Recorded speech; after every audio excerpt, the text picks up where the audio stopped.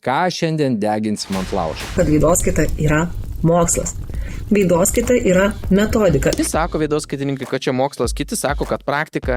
Ir kada vadovas, labai dažnai tą miniu, kada turi didelės ausis, jis yra įsiklausantis vadovas. Žmogui. Gerai, bet ar charakterį gali nusakyti išvaizdą? Niekaip. Išvaizdą. Niekaip negali charakterio. Charakteris yra žmogaus savybių emocinių rinkinys, kuris susiformavo per ilgą laiką. Jis eina stipriai į priekį. Aš kaip pavyzdį visada turiu Michaelį Šumacherį, kur ten tikrai galingas smakras yra.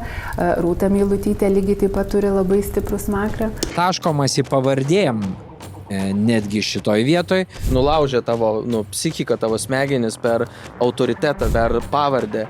Ir bet kas prie to prisirišta prasme, taps realybė.